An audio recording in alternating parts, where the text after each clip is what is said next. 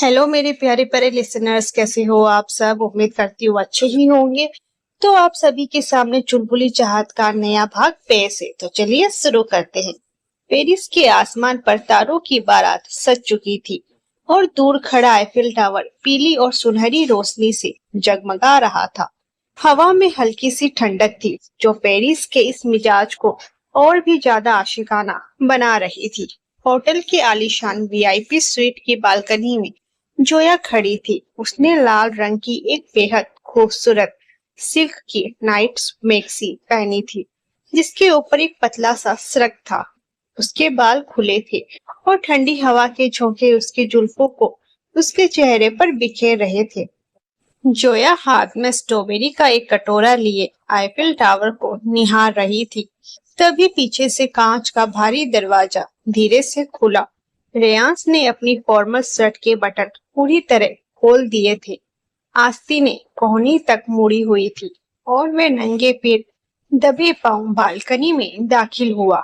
उसके चेहरे का वो कड़क कॉर्पोरेट लुक अब पूरी तरह पिघल चुका था और आंखों में सिर्फ और सिर्फ अपनी बीवी के लिए एक गहरा मदहोश कर देने वाला नशा था।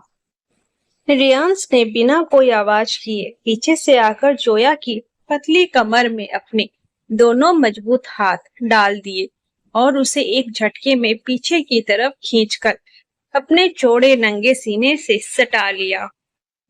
अयो रेयांश, डरा दिया मुझे। जोया के मुंह से एक हल्की सी सेरन भरी आह निकली। उसके हाथ से स्ट्रॉबेरी का कटोरा छूटने ही वाला था कि रेयांश ने उसकी कलाई पकड़ ली। डराने का इरादा नहीं है मिसेस सिंघानिया, अपनी अमानत पर हक जताने आया हूँ।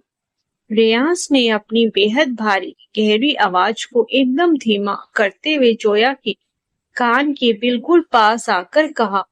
उसकी गर्म सांसें जोया की गर्दन की नाजुक स्किन को छू रही थी जिससे जोया के पूरे बदन में करंट दौड़ गया।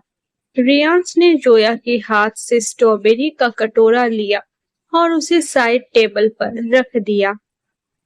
फिर उसने जोया का रुख अपनी तरफ घुमाया। जोया ने जैसे ही ऊपर देखा, रेयांश की सुलगती हुई आंखों ने उसकी सांसें रोक दी। रेयांश ने अपनी उंगलियों से जोया के चेहरे पर आ रही आवारा जुल्फों को बड़े प्यार से हटाया और उन्हें उसके कान के पीछे खिसका दिया। उसका ये कोमल धीमा स्पर्श जोया की धड़कनों को पागलों की तरह बढ़ाने के लिए काफी था। आज पूरा दिन तुमने मुझे बिजनेस फाइल्स में उलझाए रखा जोया, पर अब इस रात पर सिर्फ मेरा हक है, रेयांश ने कहा। उसका कड़क टसन अब पूरी तरह से दीवानगी में बदल चुका था। उसने झुककर जोया के माथे पर एक बेहद लंबा और गहरा किस किया। तो मिस्टर खड़ूस आज पूरे रोमांटिक मूड में है। जोया ने अपनी हिरनी जैसी आंखें नचाई। उसके होठों पर वही चित परिचित नखरेबाज मुस्कान आ गई। उसने अपने दोनों हाथ रेयांश के गले में डाल दिए और उसकी शर्ट के कॉलर को अपनी उंगलियों में लपेट लिया। रोमांटिक नहीं जोया, मैं तुम्हारे इस इश्क में पूरी तरह बर्बाद होने के मूड में हूँ, रेयांश ने मुस्कुराते हुए कहा और उसके गाल का वो कातिलाना डिंपल इस चांदनी रात में चमक उठा। उसने बिना एक पल गंवाए जोया को अपनी मजबूत बाहों में उठाया और बालकनी से सीधे अंदर कमरे के आलीशान राजा महाराजाओं जैसे गद्देदार बेड पर लेटाया। उसने जोया को मखमली चादर पर इतने प्यार से लिटाया मानो वे कोई बेहद नाजुक कांच की मूरत हो। जोया का दिल इस वक्त इतनी जोर से धड़क रहा था कि उसे खुद अपनी धड़कनें साफ सुनाई दे रही थी। रेयांश उसके ऊपर झुक गया। उसने जोया के दोनों हाथों को अपने हाथों में लिया और उन्हें धीरे से बेड के सिरहाने पर लॉक कर दिया। जोया की लाल मैक्सी का बॉर्डर थोड़ा सा सरक गया था और मोमबत्तियों की पीली रोशनी में उसका रूप किसी अप्सरा जैसा लग रहा था। रेयांश ने अपनी उंगलियों से जोया के होठों के नीचे लगी डार्क रेड लिपस्टिक को धीरे से छुआ और फिर नीचे झुककर अपने होठों को सीधे जोया के कांपते हुए गुलाबी होठों पर टिका दिया। ये कोई आम किस नहीं था, इसमें मिस्टर खड़ूस का वो सारा छिपा हुआ प्यार था, मिस पटाखा की वो अतरंगी जिद थी और सबसे बढ़कर वो बेइंतहा इश्क था जो अब सारी दुनिया को भुला चुका था। रेयांश ने जोया के होठों को इतनी शिद्दत और गहराई से चूमा कि जोया की आंखें खुद ब खुद बंद हो गई। उसने अपने हाथों की पकड़ रेयांश के बालों पर मजबूत कर ली और उसकी इस मदहोश कर देने वाली दीवानगी में खुद को पूरी तरह सौंप दिया। पेरिस की वो हसीन रात, सुलगती मोमबत्तियों के बीच दो बिल्कुल अलग दुनिया के लोग अब एक दूसरे के साए में हमेशा हमेशा के लिए एक हो चुके थे। पेरिस की उस बेहद खूबसूरत दीवानी रात के गुजरने के बाद जब अगली सुबह स्वीट की विशाल कांच की खिड़कियों से छनकर सूरज की गुनगुनी सुनहरी धूप मखमली बेड पर बिखरी तो पूरा कमरा एक जादुई नूर से नहा उठा। सफेद मखमली चादरों और भारी कम्बलों के बीच जोया अभी भी गहरी और सुकून भरी नींद में डूबी हुई थी। उसके बिखरे हुए काले बाल उसके गोरे चेहरे और कंधों पर फैले हुए थे और उसके होठों पर रात के उस बेइंतहा इश्क की एक अधूरी खूबसूरत मुस्कान अभी भी तैर रही थी। तभी कमरे के दरवाजे पर हल्की सी आहट हुई। रेयान सिंघानिया ने कमरे में कदम रखा, लेकिन आज का नजारा बिल्कुल अलग था। बिजनेस वर्ल्ड का वो बादशाह आज बिना किसी फॉर्मल शूट के सिर्फ एक ढीले ढाले सफेद बाथरोब में था। उसके बाल थोड़े बिखरे हुए थे जो उसकी हॉटनेस को और बढ़ा रहे थे, और सबसे बड़ी बात, उसके मजबूत हाथों में आज कोई बिजनेस फाइल या आईपैड नहीं था, बल्कि चांदी की एक खूबसूरत ट्रे थी जिसमें दो चीनी मिट्टी के कपों से कड़क चाय का धुआं उठ रहा था। रेयांश ने ट्रे को साइड टेबल पर रखा और बड़े आराम से बेड के किनारे बैठ गया। उसने झुककर जोया के उस मासूम सोते हुए चेहरे को देखा। धूप की एक किरण जोया के आंखों पर पड़ रही थी, जिससे उसकी पलकें हल्की सी फड़फड़ा रही थी। रेयांश के होठों पर एक ऐसी गहरी मुकम्मल मुस्कान आ गई जो उसके आज तक दुनिया को कभी नहीं दिखाई थी। उसने अपने हाथ की एक उंगली से जोया के गाल पर आ रही एक आवारा जुल्फ को धीरे से हटाया। उसका ये कोमल स्पर्श लगते ही जोया की नींद टूट गई। उसने अपनी बड़ी बड़ी हिरनी जैसी आंखें धीरे से खोली और सामने मिस्टर खड़ूस को इस डोमेस्टिक बेहद हॉट अवतार में देखकर वे एक पल के लिए हड़बड़ा गई। उसने झटके से कंबल को अपने सीने तक खींच लिया। गुड मॉर्निंग मिस्टर खड़ूस, जोया ने अपनी खनकती आवाज को सुबह की सीरन में धीमा करते हुए कहा। Good morning Mrs Singhania, Reyansh ने अपनी मखमली आवाज में कहा, जो सुबह के सन्नाटे में और भी ज्यादा गहरी लग रही थी। उसने साइड टेबल से चाय का कप उठाया और जोया की तरफ बढ़ा दिया। ये लो, तुम्हारी पहली बेड टी, खुद सिंघानिया ग्रुप के एमडी ने अपने हाथों से बनाई है। अयो सच में? जोया की आंखें फटी की फटी रह गई। उसने चाय का घूंट लिया और उसका चेहरा खिल उठा। वाह, चाय तो बिल्कुल वैसी ही कड़क है जैसी हमारी हवेली में बनती है। मुझे तो लगा था आपको सिर्फ वो कड़वी ब्लैक कॉफी ही बनानी आती है। तुम्हारे इस पटाखा मिजाज को झेलने के लिए मुझे खुद को थोड़ा बदलना पड़ा जोया, रेयांश ने मुस्कुराते हुए कहा, और उसके गाल का वो कातिलाना डिंपल चमक उठा। उसने अपना कप साइड में रखा और अचानक आगे बढ़कर जोया के बिल्कुल करीब आ गया। रेयांश, ये क्या कर रहे हैं? मैंने अभी तक ब्रश भी नहीं किया है। जोया ने शर्माकर अपना चेहरा कंबल में छुपाने की कोशिश की। मुझे परवाह नहीं है, रियाज ने पूरे हक के साथ कहा। उसने एक झटके में जोया के चेहरे से कंबल हटाया और उसकी पतली कमर में अपना हाथ डालकर उसे अपनी तरफ खींच लिया। जोया सीधे उसके चौड़े बाथरोब वाले सीने से जा टकराई। दोनों की सांसें फिर से एक दूसरे में उलझने लगी। रियांश ने जोया की ठुड्डी को अपनी 2 उंगलियों से ऊपर उठाया, जिससे जोया को सीधे उसकी सुलगती हुई आशिकाना आंखों में देखना पड़ा।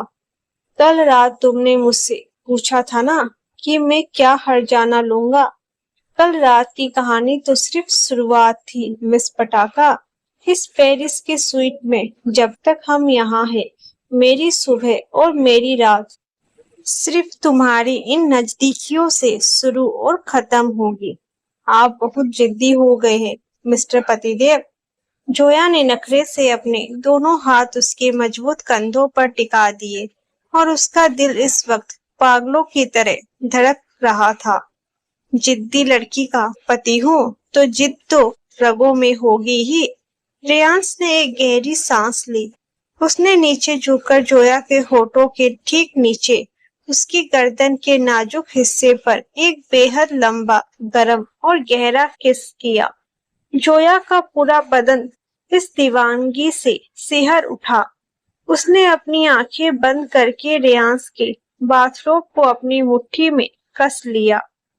रेयांश रुका नहीं। उसने धीरे से ऊपर आकर अपने होठों को सीधे जोया के सुबह के उन ताजा, बिना किसी लिपस्टिक के गुलाबी होठों पर रख दिए।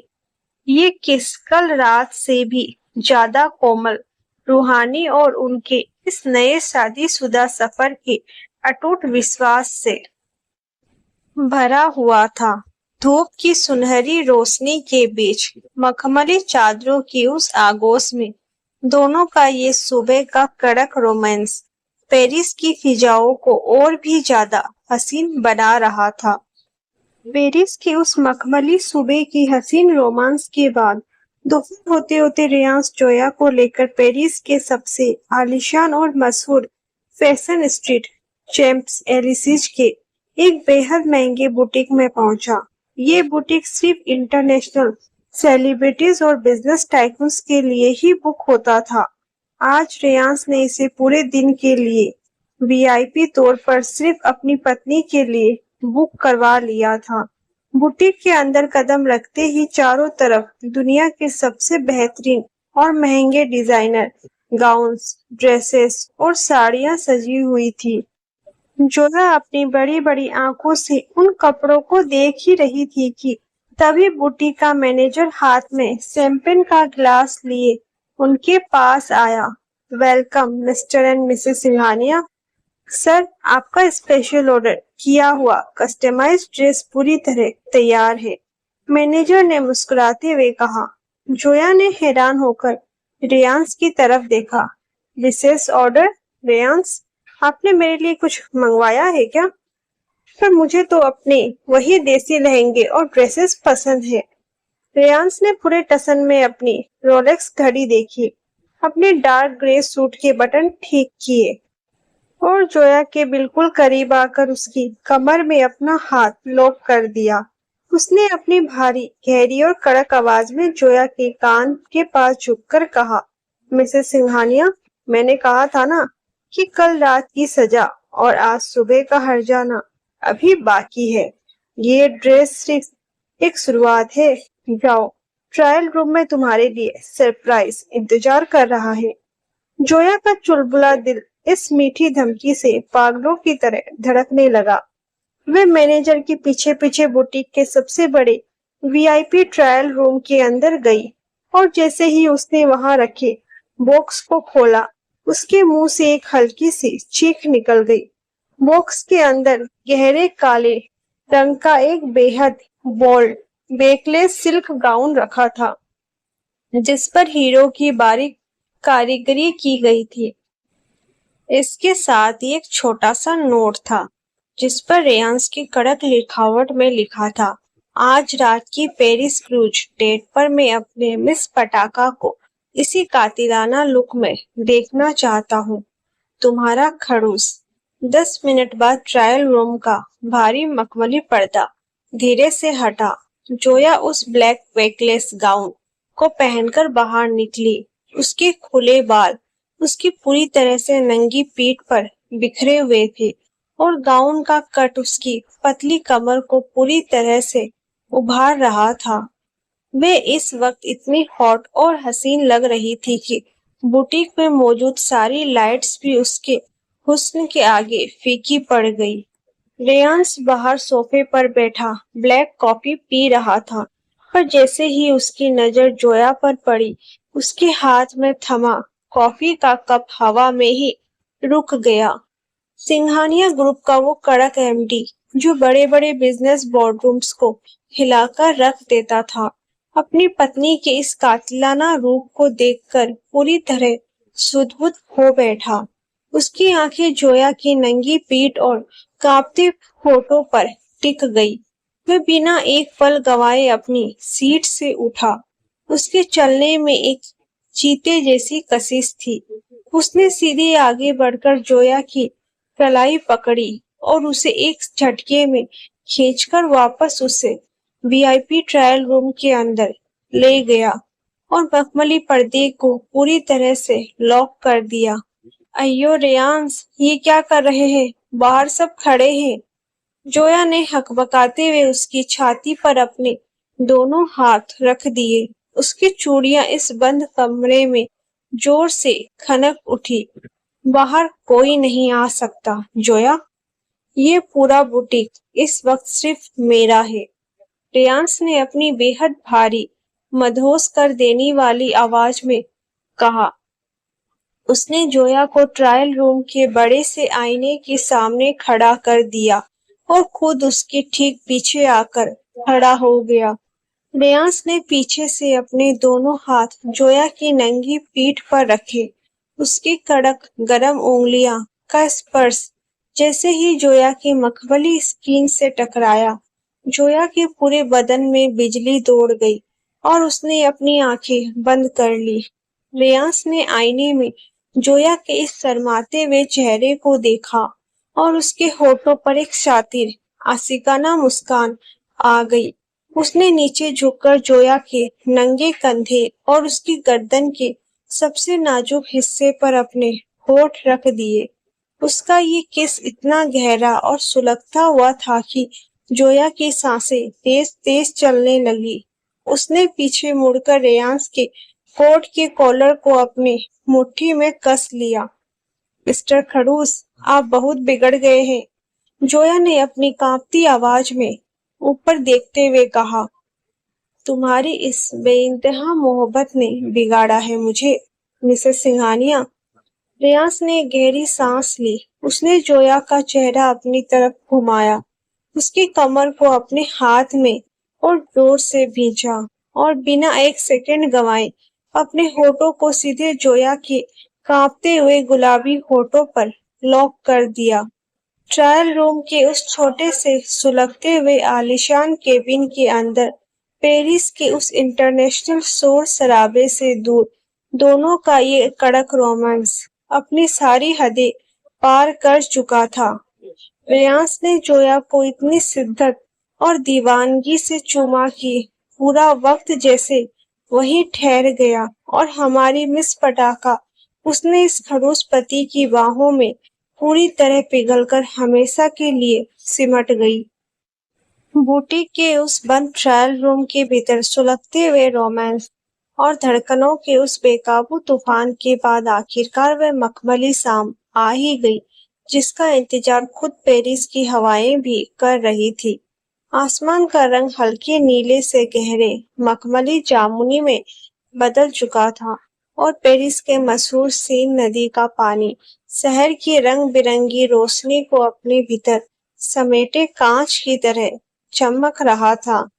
नदी के किनारे एक बेहद आलीशान double decker private vintage cruise खड़ा था, जिससे रेयान सिंघानिया ने आज रात की डिनर डेट के लिए पूरी तरह से बुक कर लिया था।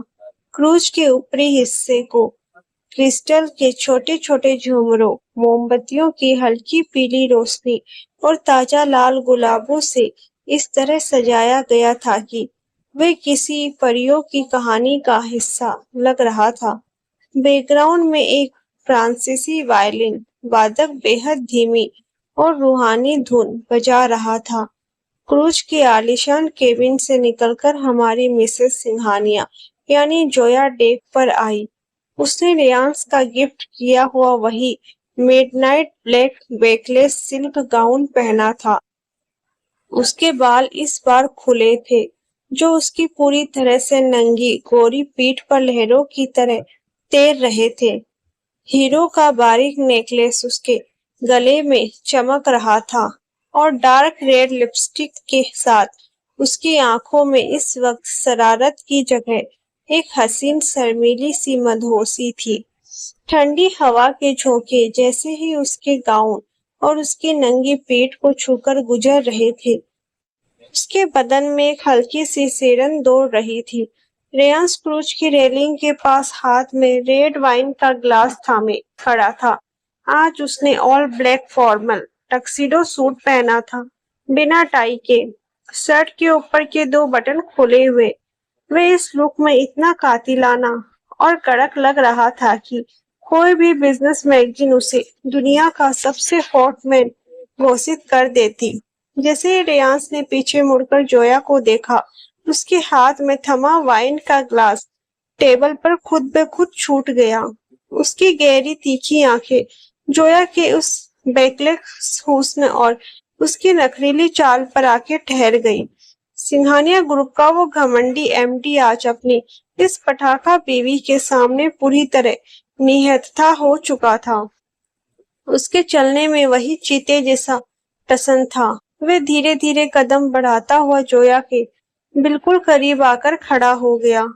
मिसेस सिंघानिया, मैंने तुम्हें वो ड्रेस पहनने को कहा था, लेकिन तुम तो पेरिस की इस ठंडी रात में सीधे डायनामाइट बनकर आई हो। श्रेयांस ने अपनी बेहद भारी, गहरी और कड़क आवाज को हवा की सरसराहट में धीमा करते हुए कहा। उसकी आंखों में इस वक्त जोया को पूरी तरह से अपना बयान लेने की एक अनकही दीवानगी साफ दिख रही थी। अयो, तारीफ कर रहे हैं या डरा रहे हैं मिस्टर खड़ूस? जोया ने नखरे से अपनी बड़ी बड़ी आंखें उठाई और रेयांस के टक्सीडो के कॉलर पर अपनी उंगलियां टिका दी। वैसे आपकी ये कड़क आंखें आज कुछ ज्यादा ही बातें कर रही है। क्या हुआ सिंघानिया साहब, का बिजनेस माइंड पूरी तरह ठप हो गया क्या? जब सामने इतनी हसीन मिस्टेक खड़ी हो, तो दुनिया का कोई भी बिजनेसमैन अपना सारा प्रॉफिट भूलकर दिवालिया होना पसंद करेगा। रेयांस ने मुस्कुराते हुए कहा और उसके गाल का वो मशहूर कातिलाना डिम्पल इस चांदनी रात में उभर आया। उसने बिना एक पल गवाए आगे बढ़कर जोया की पतली नाजुक कमर में अपने दोनों मजबूत हाथ डाले और उसे एक झटके में खींचकर अपने चौड़े सीने से पूरी तरह सटा लिया।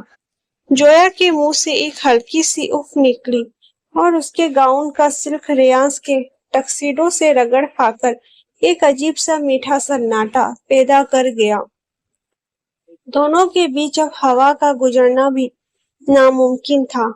रेयांस के नंगे सीने की कड़क धड़कनें सीधे जोया के दिल की रफ्तार से मैच कर रही थी।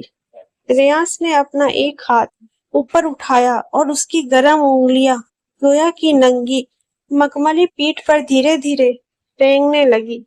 ठंडी हवा के बीच रेयांस के हाथों की वो गर्मी जैसे ही जोया के बदन को छुई, जोया की आंखें खुद ब खुद बंद हो गई और उसने अपनी पकड़ रेयांस के मजबूत कंधों पर और कस ली। वायलिन की धुन अब और भी ज्यादा गहरी हो चुकी थी और क्रूज धीरे धीरे सीन नदी की लहरों पर तैर रहा था। जोया, रेयांस ने अपनी भारी आवाज में कहते हुए उसके कान के पास अपने होठ टिका दिए। उसकी गर्म सांसें जोया की गर्दन को झुलसा रही थी। मेरी लाइफ में बहुत सी लड़कियां आई, बहुत से बिजनेस ऑफर आए, पर तुम्हारे इस जिद्दी पटाखा प्यार ने मुझे जो सुकून दिया है वो इस दुनिया के किसी भी एम्पायर से बढ़कर है। I am completely madly in love with you my miss पटाखा। इतने सच्चे और गहरे शब्द सुनकर जोया की पलकें थोड़ी सी नम हो गई। उसने अपनी आंखें खोली और सीधे रेयांश की उन सुलगती हुई आशिकाना आंखों में झांकते हुए बेहद प्यार से कहा, और इस पटाखा को भी अपने इस मिस्टर खड़ूस से बेइंतहा पागलों वाला इश्क है। ये सुनना था कि रेयांश की बची कुची बंदी से फिर टूट गई। उसने अपनी पकड़ जोया की कमर पर इतनी मजबूत कर ली कि जोया पूरी तरह हवा में थोड़ी ऊपर उठ गई। रेयांश ने नीचे झुककर अपने होठों को सीधे जोया के कांपते हुए मदहोश गुलाबी होठों पर रख दिए। ये किस उनके अब तक के सारे रोमांस से बिल्कुल अलग था। इसमें पेरिस की वो मखमली हवा थी, नदी की लहरों का वो शोर था, और सबसे बढ़कर उनके दो जिस्म और एक जान होने का वो अटूट एहसास था। रेयांश ने जोया के होठों को पूरी शिद्दत, गहराई और हक के साथ चूमना शुरू किया, मानो वे इस पल को हमेशा के लिए समय की फाइल में लॉक कर देना चाहता हो। जोया ने भी अपनी बाहें पूरी तरह रेयांश के गले में डाल दी और खुद को उसकी इस दीवानगी के हवाले कर दिया। आईफिल टावर की रोशनी के साए में सीन नदी के बीचों बीच चलते इस क्रूज पर दोनों का ये मुकम्मल और गहरा रोमांस पेरिस के इतिहास में हमेशा के लिए अमर हो गया। तो दोस्तों, आपको हमारी चुलबुली जोया और मिस्टर रेयांश की कहानी कैसी लग रही है? अपनी राय कमेंट में जरूर बताइए। तो मिलते हैं अगले भाग में, तब तक के लिए राधे राधे।